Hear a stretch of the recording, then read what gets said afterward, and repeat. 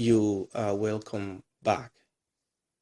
One day I was watching a minister on the internet, and he was talking about the Jewish feast, and he made a statement that set the alarm clock off in my spirit. He said in their church they don't celebrate Easter and they don't celebrate Christmas because these were pagan festivals, but rather they celebrate the Jewish feast of the Lord. And that encapsulates for me some of the issue that we are dealing with. So this minister, who I've had a number of his messages and I've been blessed, but he made this statement and said, Easter is a pagan festival. Christmas is a pagan festival, and therefore we don't observe them.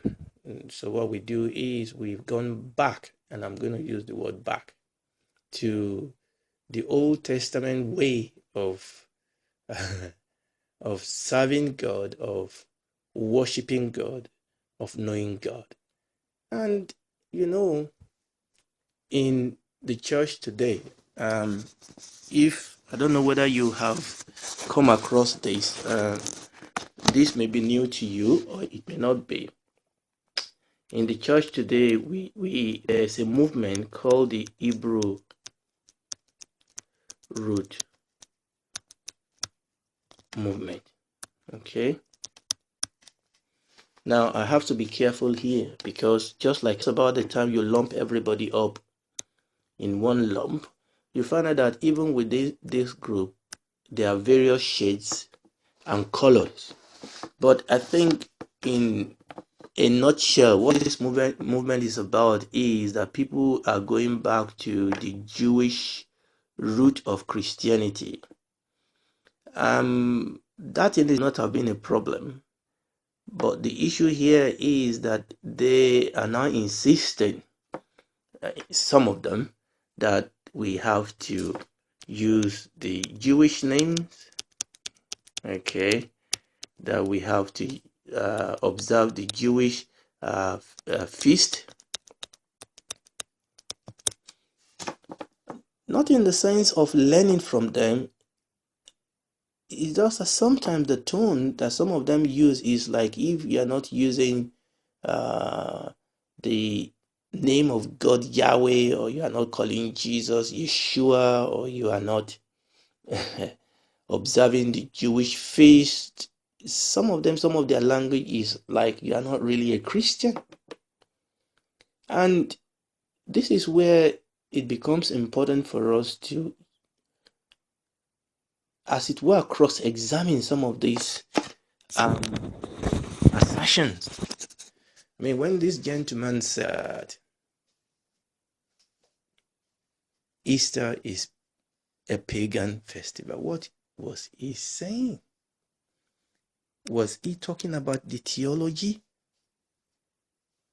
Is it telling that the feast, listen, that the Jewish feast actually will give me a better revelation of who Jesus is than the revelation of God in Christ Jesus on his cross,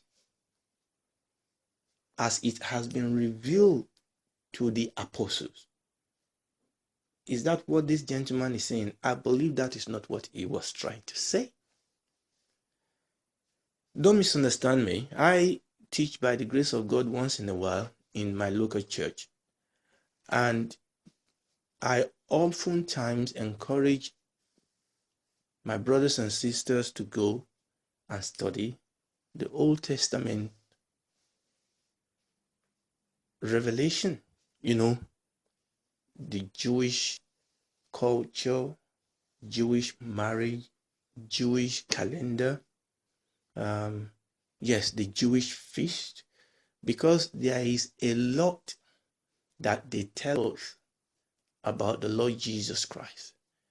But we have to understand that the Old Testament covenant and the Old Testament feast, good as they are, the Bible says they were shadows. It is good for us to go and study them. And I find them very useful because it increases our faith to see God, that what is happening now has been prophesied and has been foreshadows in these types that we see in the Old Testament. In the temple building, all the materials in the temples and the component of the temples and the sacrifices that goes on in the temple, the priesthood, the feast, they all tells us great and mighty things about the Lord Jesus Christ. But does that mean that God is asking us to go back? And we can talk about this. People talk about Sabbath, keeping the Sabbath. People now talk about keeping the feast. The Bible talks about we don't keep the Passover feast like they did. All those feasts find fulfillment in the Lord Jesus Christ. Now, when we go down to the theology, we may be pointing out on some of these things, but I want you to see the danger sometimes. And oftentimes, I don't know, quite unintentionally, these people that, obviously, there are people that are against Christians that make the assertion that these are pagan, but oftentimes Christians that make this assertion is because they are trying to go back to something and they have to attack what we have. Sometimes this type of attack is a sign of rebellion. It's almost like for a child to justify being disobedient to the parent, he has to attack their integrity. And then he can justify his disobedience. And that's what I see here. Okay? That sometimes inadvertently, honest people lend themselves to attack what we have as Christians because they now want to have a good justification for them to say we are going back to our Hebrew road. Before you make a broad stroke statement saying that Easter is a pagan festival, please, like we have said in the previous clip, try and clarify what you are trying to say. Don't utter confusing words. Don't throw the baby out with the bathwater. If you're worried about the etymology, we have explained that the evidence shows, when we cross-examine the evidence upon which these assertions of paganism of the Easter word is based, when we cross-examine it, it didn't stand cross-examination. That there are serious doubt as to the validity of that statement. Okay?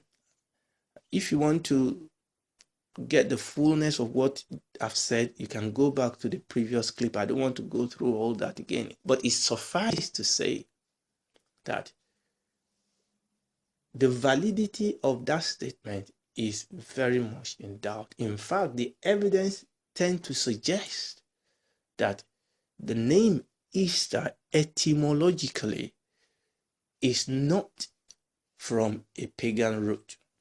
So please, if you need to look into that, go back to the previous clip. But we then went a step further, that the truth is, this is actually only related to the English-speaking people. If it is paganized, if it's a pagan worship, we said that other European languages, the word they use for Easter is actually directly related to the word Passover in Hebrew. Okay? And that should tell you something. But unfortunately, sometimes people are not willing to look at the evidence because what they are ascertain serves their own biased purpose. And honest people, I can be caught in this. Sometimes we want something to be true because it serves our own purpose. So when people are insisting that Easter is a pagan festival, most likely they are talking about the name. And this is what I'm going to say to people like that. Look at the evidence. If you are convinced about the evidence, we praise God. But even after the evidence, some people, as a matter of their own conscience and personal conviction, they still are reluctant about the name Easter. Fine. Remember what I said about people changing their names, some changing and some not changing? That is fine. If you struggle with the name Easter, if that name is a stumbling block to you, get another name. Call it Christian Passover. Okay? Call it the Resurrection Sunday. But don't knock the truth because you stumble on the name. I mean, how many people said, I'm not going to buy this car because of his name? Fine, maybe you don't have, yeah, and that's true that sometimes I don't like some things because of the name they put on it. You know, let me give you an interesting example. I remember when I first got to know about a meal in KFC called the Wicked Zinger Meal. All right, Wicked Zinger Meal. I like the meal. I like the meal so much, but I didn't like the name they put on the meal. You see, I didn't like the name. So it happens, but don't knock the food because of the name. Well, a couple of times I ate it and tried to not call the name. But you understand, I know I'm being funny here, but you understand what I'm trying to say.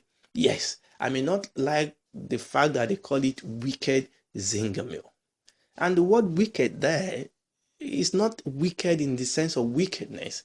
It's wicked in the sense this is off the chart. This is good. Okay, so I can get all, I can get, the name can become a stumbling block. I can get all tied up by the name. Fair enough.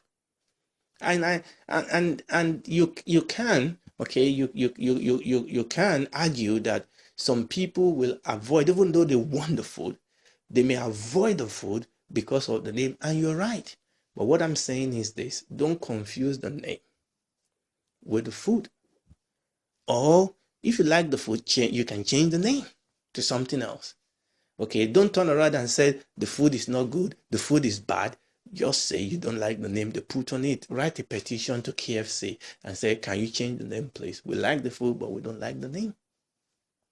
So what I'm saying is, if you don't like the name, don't knock the food. If you don't like the name Easter, if despite the evidence you still don't like Easter, fine, call it something else.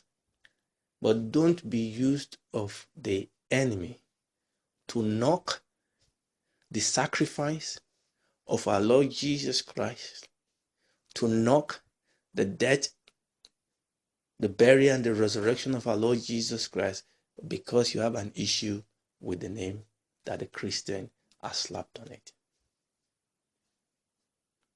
And don't do this because you want to go back to the Hebrew root. Don't do this because you are keen to find a justification for you to go back and want to observe. Now, the two most common customs that is associated with Easter in English-speaking country are the Easter egg and the Easter bunny. So the question is, what is the origin of the Easter bunny and the Easter egg? And more importantly, is that pagan in origin? Right, so that is the question we are going to be looking into. Now, in answering the question as to whether the Easter bunny and the Easter egg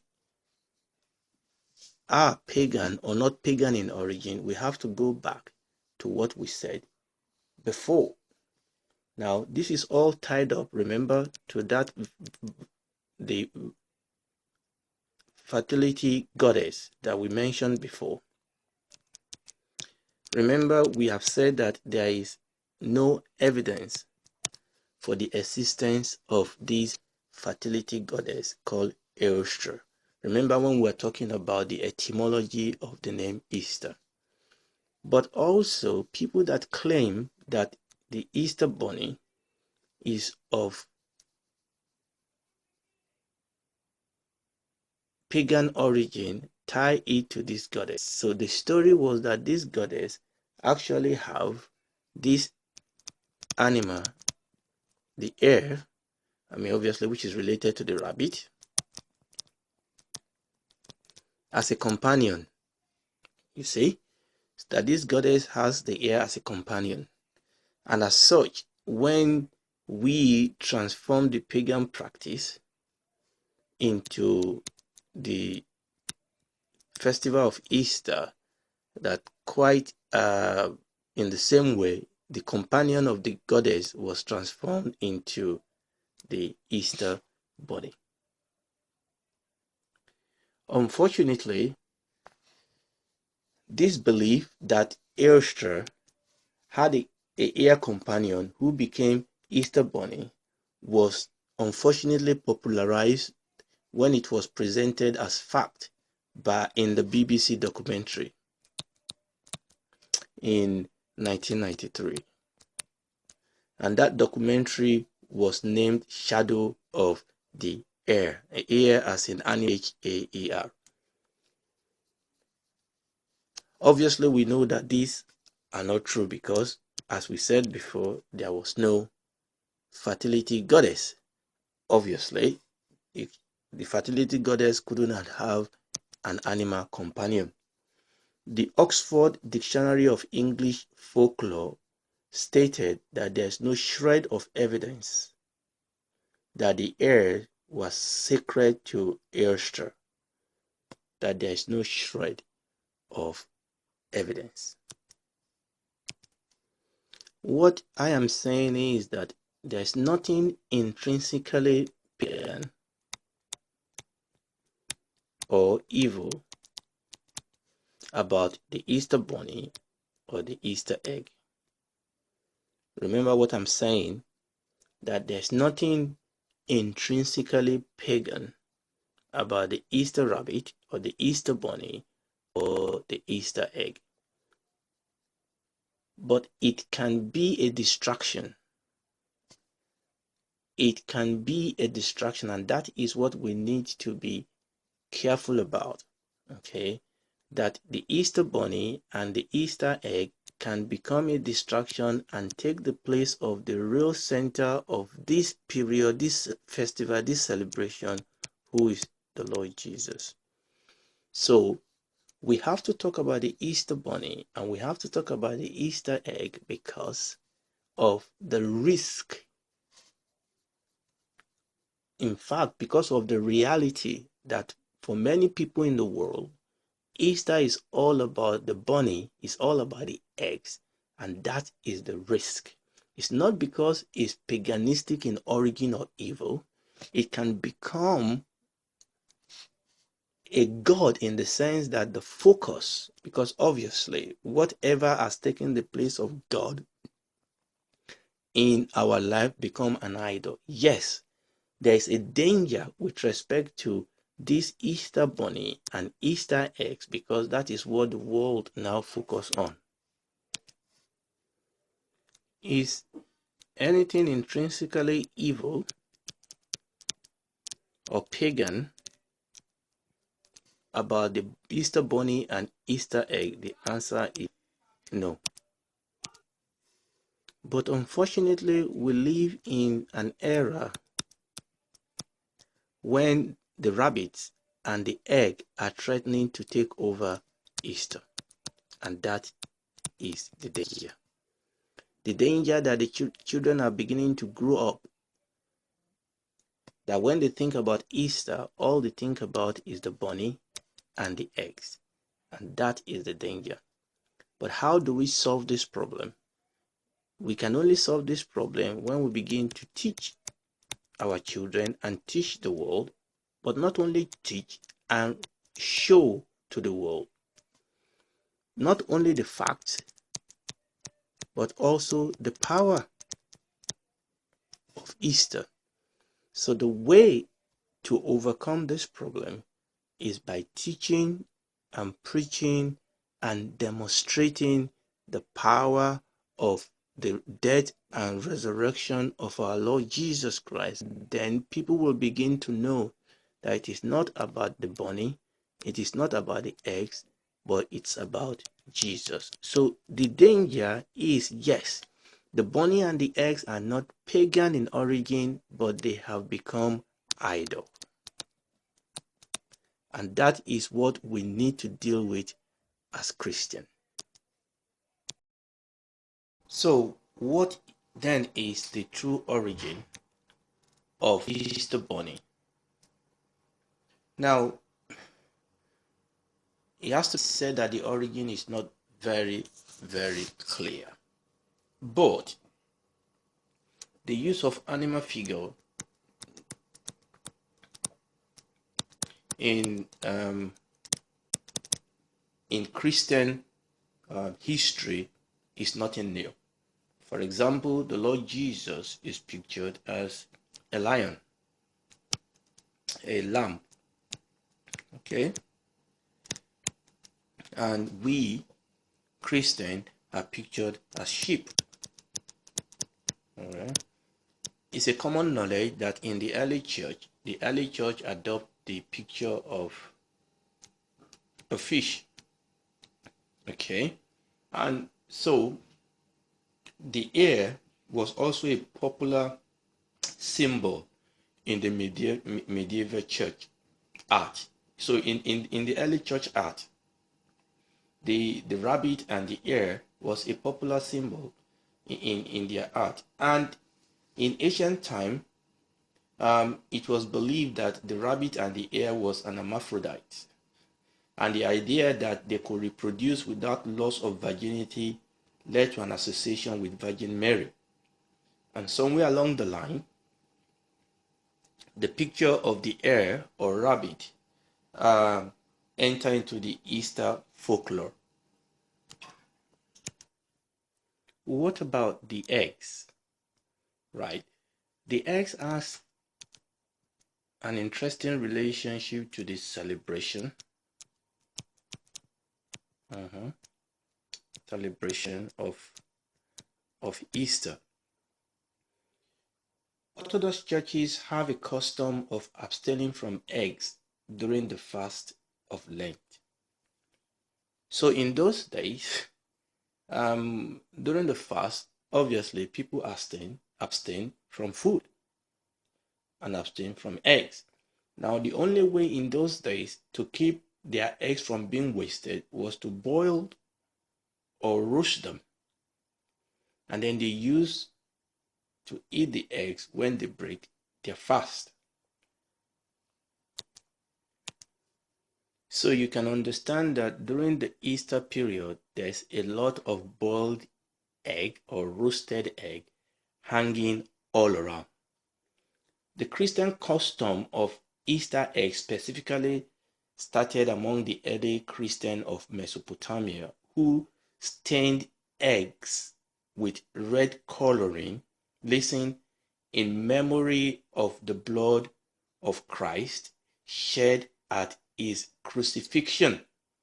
And the Christian church officially adopted the custom regarding the eggs as a symbol of the resurrection of Jesus. So you will understand that at the beginning, egg, number one, came into the picture because you have a situation where people are abstaining from eating the egg, but their chicken are laying eggs and they don't want the egg to get spoiled, so they boil it. And that was how eggs became incidentally involved with the Easter celebration. But the most important thing is that at the beginning, they were using it actually in memory of the blood. Like I just said here, they will stain the egg with red coloring in memory of the blood of Christ shed at crucifixion. Of course, although the Christian tradition used dyed or painted boiled chicken eggs, that's not what we have today. Okay, we don't use egg today because we can, save or put our eggs in fridge. No, the modern custom is to substitute this with chocolate egg. Now it is more of commerce, it's commercial. I mean, the Tesco's and the Morrisons and the big shops and of this world are not interested in Christian symbolism. They are interested in making money. They jump on this history and they try to commercialize it. But I think what I've tried to show is that, number one, these Easter customs are not pagan in their origin. There are explanation as to how they come to be attached to the celebration of Easter. Yes, there is a danger. We can see that danger in our days, that they can become idol, they can remove the focus from the Lord Jesus Christ. But our job is to bring the truth back, to preach the truth, to preach it in power and might, and to let people see that the focus of Easter is Jesus. And the church in the past has used even this same custom to actually preach Jesus. Praise the Lord. Now, let's move on quickly to the last section of our study together. We've looked at the etymology of the name Easter, and we've looked at the various customs. And both of them, we have concluded that Easter, from etymological point of view, and even from the custom that is associated with it, contrary to what many people want us to believe, did not derive from pagan origin.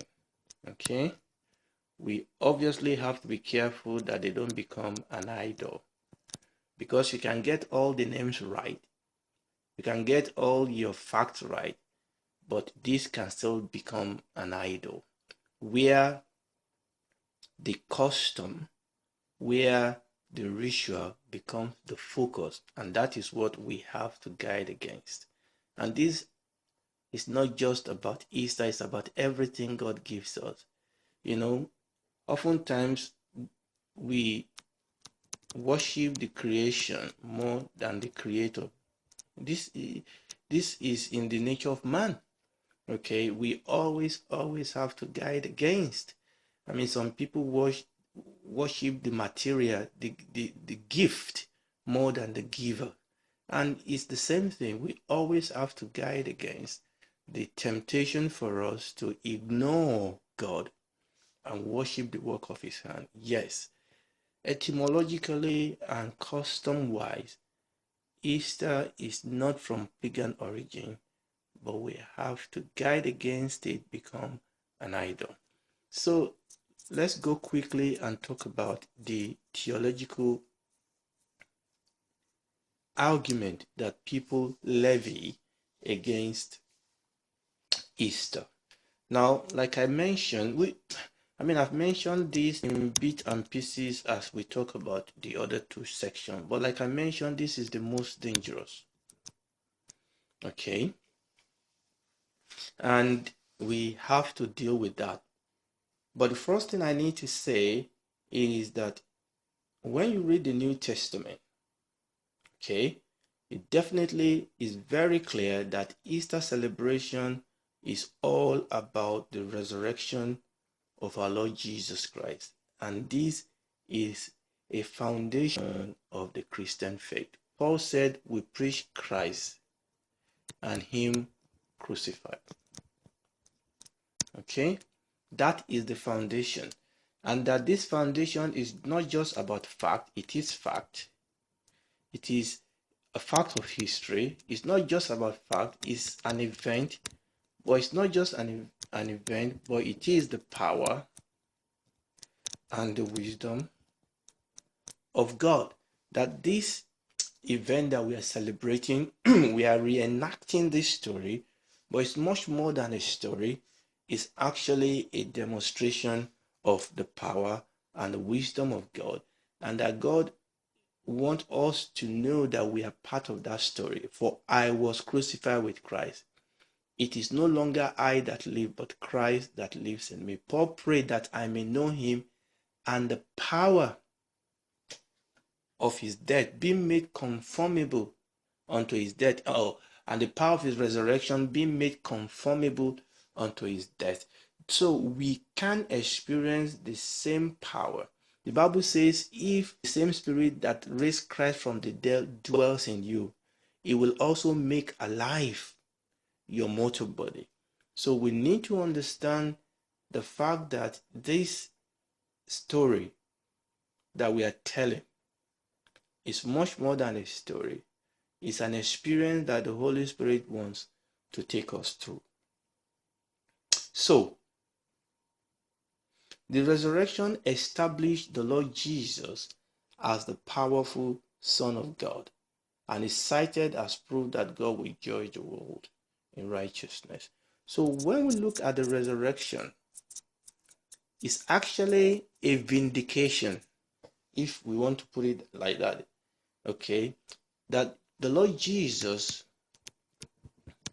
was proven to be God's Son.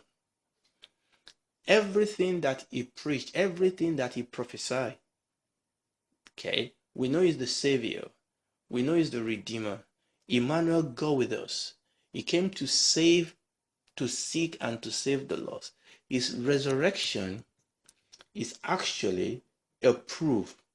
The resurrection established him as the powerful Son of God. For those who trust in Jesus Christ, his death and resurrection, death is swallowed up in victory. And when we believe in him, when we trust in him, the Bible says that if any man be in Christ, is what? Is a new creation. The old things have passed away. Behold, all things have become new. Through faith in the working of God, those who follow the Lord Jesus are spiritually resurrected with him so that they can walk in a new way of life and receive eternal salvation. Now, Easter is definitely linked to the an exodus from Egypt recorded in the Old Testament. So, remember what I said, that the whole event that we celebrate during Easter actually occurred during the week of Passover in Israel. And obviously, Passover is linked to the whole event that happened in the exodus of the children of Israel from Egypt that is recorded in the Old Testament for us. The New Testament definitely clearly labeled us as our Passover lamb. Okay? The Passover lamb. According to the New Testament, the Lord Jesus gave the Passover meal a new meaning. As in the upper room during the Last Supper, he identified the matzah and the cup of wine as his body soon to be sacrificed and his blood soon to be shed. For Christ, our Passover lamb, has been sacrificed. This refers to the Passover requirements of lamb. So the Lord Jesus is the Passover lamb. And the whole story that the Old Testament has been talking about and be foreshadowing, we see the fulfillment of that in the life of our Lord Jesus Christ.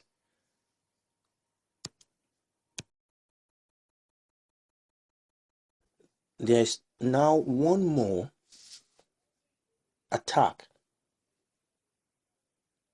against the truth of Easter that we need to consider, and I consider this to be the most dangerous one.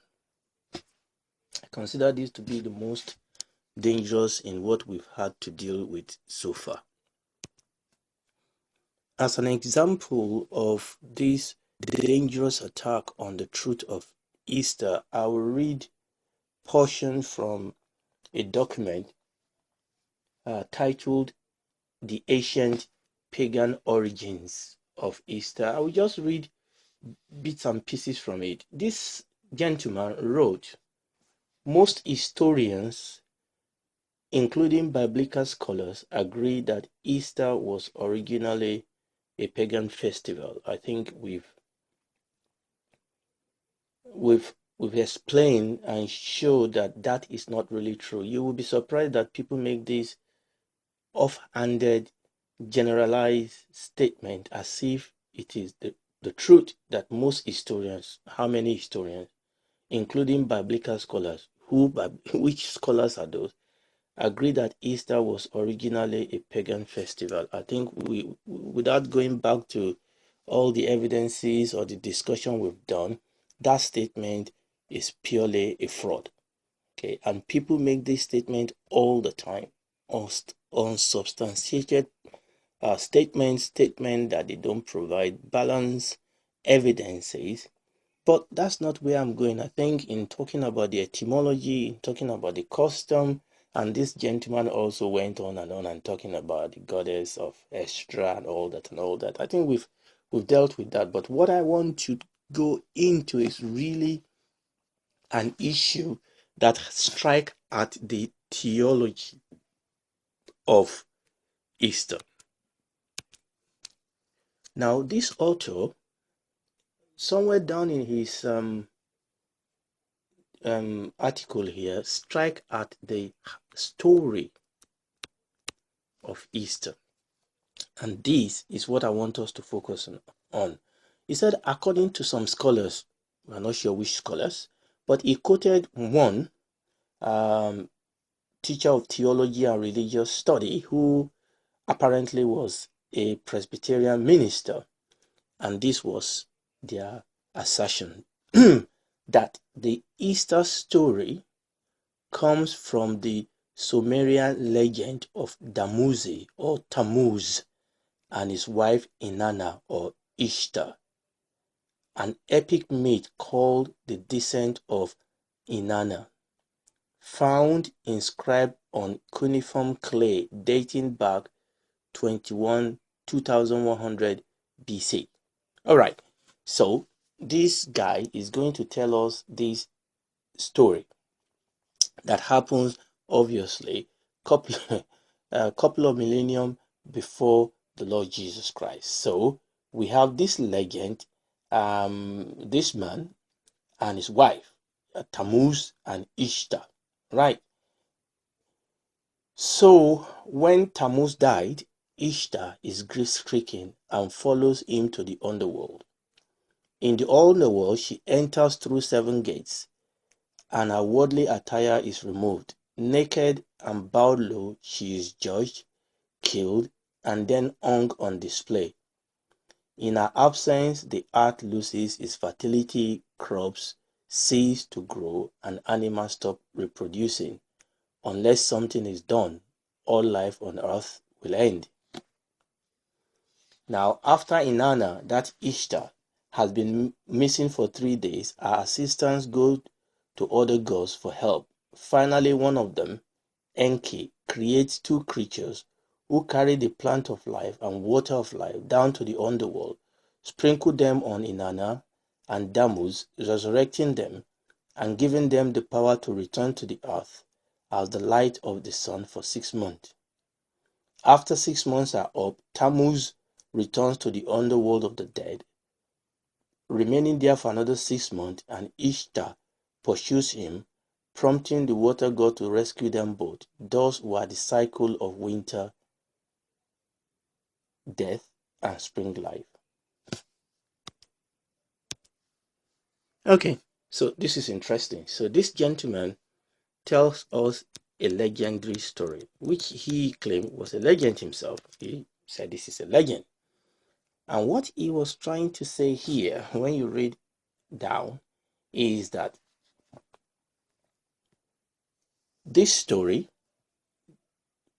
is one of a number of accounts of dying and rising God. So he's saying that number one, the first thing he said is that the Easter story, this is how it started, that the Easter story comes from this Sumerian legend. Now, how did he know that the Easter story comes from this legend? Where did he get that from? Okay, all he can say is that there was a legend. Okay, but how can he prove that the Easter story comes from this legend? But we'll leave that alone. Then the second thing he's saying is that this story of a God that dies and resurrected, the story of death and life, that is not new. That even the one he gave of this legend, that is just one of a number of accounts of dying and rising gods that represent the cycle of the season and the stars. Then he went on to give another example of resurrection of Egyptian Horus. He talked about the story of Mithras and all that. In other words, number one, he is trying to insist that the story of Easter comes from this legend that he has written about, and the fact that, look, because we have these stories, that we have many of these stories from legend, therefore the story of Jesus is just one of them. Now, you can see the subtlety here. Number one, that the story of Jesus dying and resurrecting is not new. That's the first thing. So he's trying to attack the that the dying, the death and the resurrection of the Lord Jesus, that is not peculiar. So is peculiar. So it's attacking the peculiarity of the cross of the Lord Jesus. It's attacking the centrality of the cross of the Lord Jesus. It's saying that this is not new. Okay, this is not peculiar. That's number one. Number two is also insisting that it is not original. That's a fraud. That's what he's saying. So it's not. He's saying that number one, it's not peculiar. It's not new. We've had this story before. Okay. So that is even a lesser attack. So it's not new. In other words, we've had this story before. It's old. It's not peculiar. Okay. That's enough insult. But the other thing he's saying is that it's a fraud. That this story did not really happen. That is the danger. So he's saying that essentially the Christian were aware of these stories, and they woke up the story and apply it to the Lord Jesus. Right. Now, we could go on and spend hours and hours to try to talk about this, but I'm not going to do that. There's just one or two things I'm going to mention. Let me read one part of what he wrote over here. This gentleman said, this teacher is quoting, now listen, is quick to point out that drawing parallel between the story of Jesus and the epic that he has mentioned, now listen, doesn't necessarily mean that there wasn't a real person, Jesus, who was crucified. There was a time when these so-called scholars actually deny the person of Jesus. I mean, that was common at a point in history, but no scholar, what is source now, will do that, because there's just too many evidence. But not that there are too many evidence only, but that evidence is not hidden now. There was a time when so-called scholars can make this offhand statement, and they know not too many people can find out what they are up to. So there was a time a lot of people will say that Jesus was the figment of imagination of his followers, and that there was no character in history called Jesus. But nobody can say that now, because we have both biblical and extra biblical source and evidences for the existence of the person of the Lord Jesus Christ. So this guy is not trying to be honest. He just couldn't lie. That's it. So yeah. So he said, well, that doesn't necessarily mean that there wasn't a real person, Jesus. So yeah. So he knows that he cannot lie about the person of Jesus. So he agreed that there was a person called Jesus. That was the first thing. Then he also agreed that this person called Jesus was crucified. Now, I want you to see the dishonesty and the fraud here. So, this guy is trying to draw a parallel between a real person who went through a real process of being crucified with what he called a legend. And he's saying that the story of the real Jesus who went through a real crucifixion was actually drawn from the story of a legend. Okay, fine, let's go on. So he's saying, well, this parallel I'm drawing between these stories doesn't necessarily mean that there wasn't a real Jesus who was crucified, but rather that if there was, the story about it is structured and embellished. Now, look at the cunningness and the subtlety. But rather that if there was, what do you mean that if there was? The truth is that there is so many evidence for Jesus, for the person of Jesus, and so many evidence, not just from the Bible, from both Jewish historians and Roman historians, that Jesus existed and that he was crucified by the Roman governor.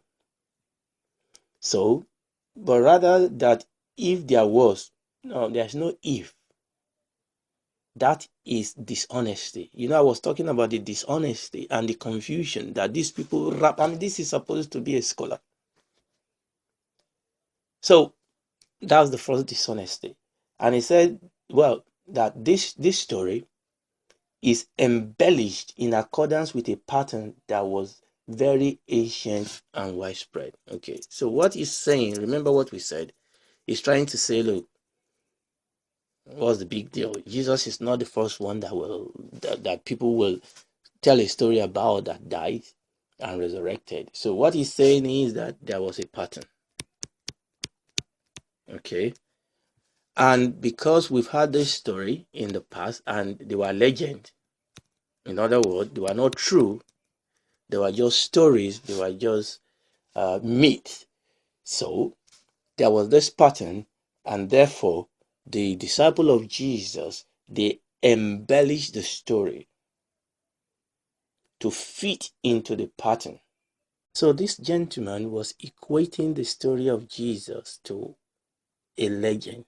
In fact, you know, let me read out the definition of a legend. A legend is a non-historical or unverifiable story handed down by tradition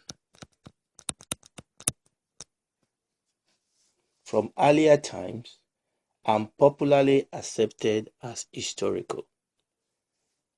And unfortunately, this is the way a lot of people, either consciously or unconsciously, look at or think about the story of Jesus, his death, his burial, and his resurrection. And this is everything that the story of Jesus is not. Jesus is not a legend. I think not many people will not argue with that. There are too many evidence to show that the Lord Jesus was an historic character. Permit me to use that word. He lived in time, he lived in place. That we have evidences from both biblical and extra biblical evidence to show that he lived, that he preached, that he performed miracle, that he was crucified by the Jewish leader, and that his disciple preached that he resurrected. That much we know as an historical, verifiable fact. So it's a total blasphemy that this gentleman here is trying, by the sleight of hand and by unparalleled dishonesty, to try to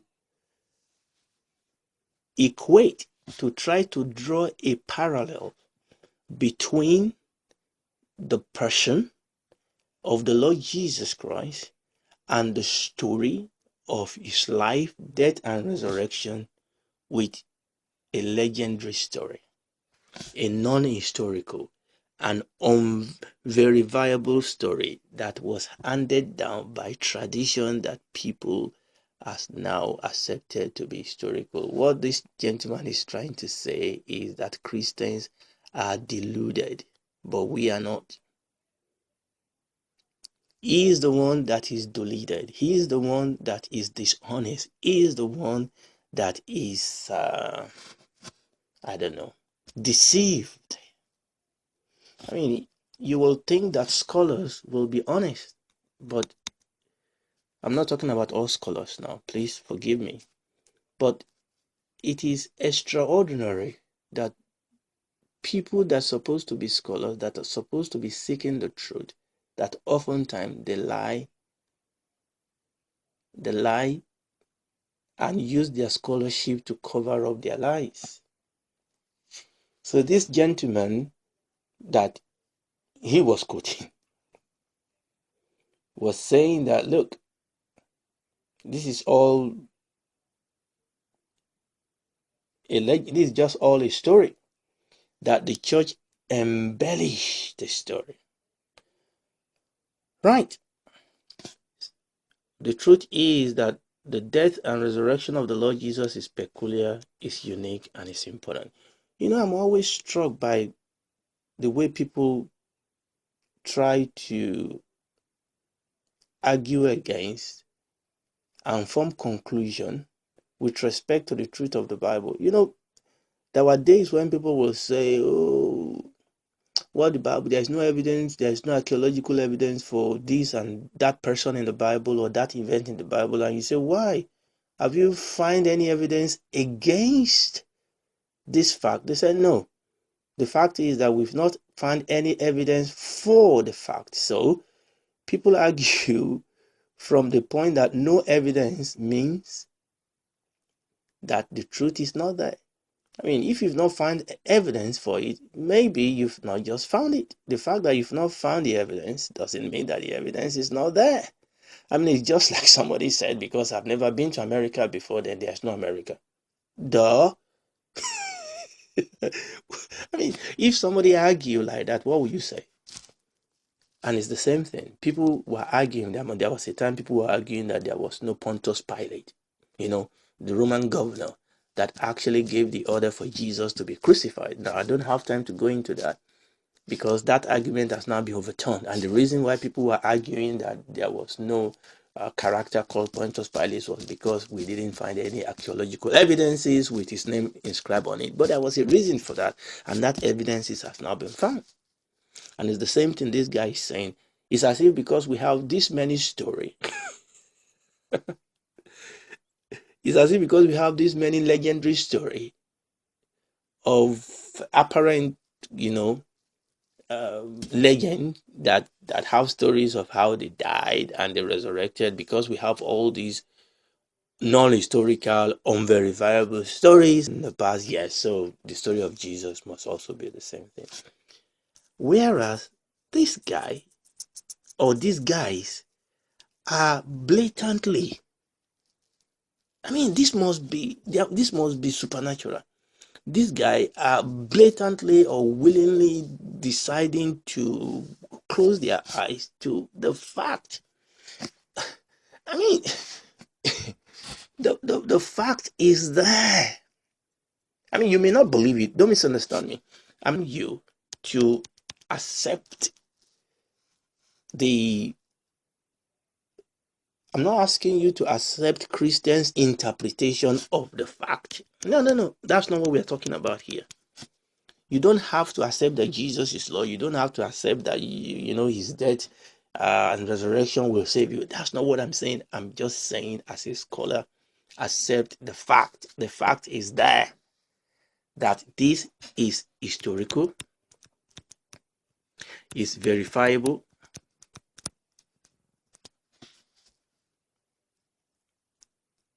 That much any honest scholar will accept.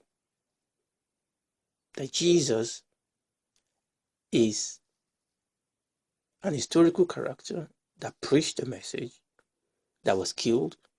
On the third day, his disciples said he resurrected. And then you have to answer the question of the empty tomb. You have to answer the question of the church. If there was a fraud here, how do you account for the empty tomb? If there was a fraud here, how do you account for the church that then grew out of that supposed fraud, many of whom were killed? And when they started preaching the message, they didn't go and preach it in another country far away where they can not be repatriated for telling lies. They were preaching it right in Jerusalem, right where the event took place. And yet, all it will have taken for this story to be squashed was for somebody to produce the body of Jesus.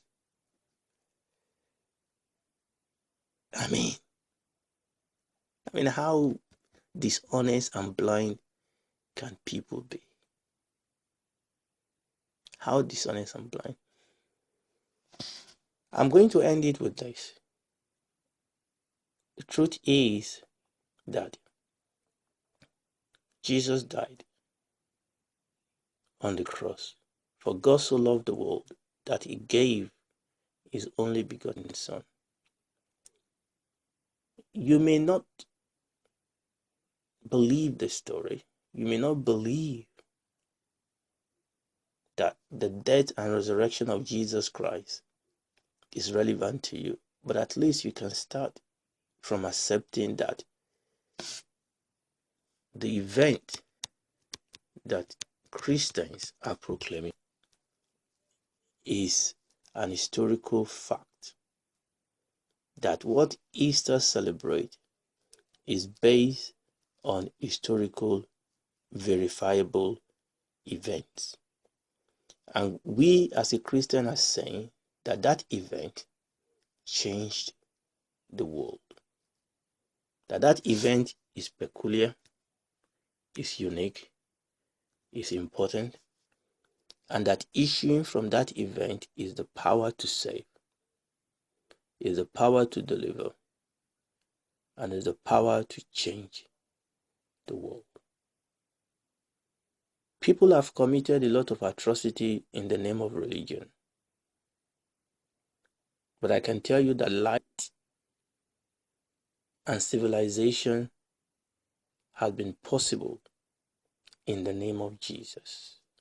Religion will kill. Religion will not give life.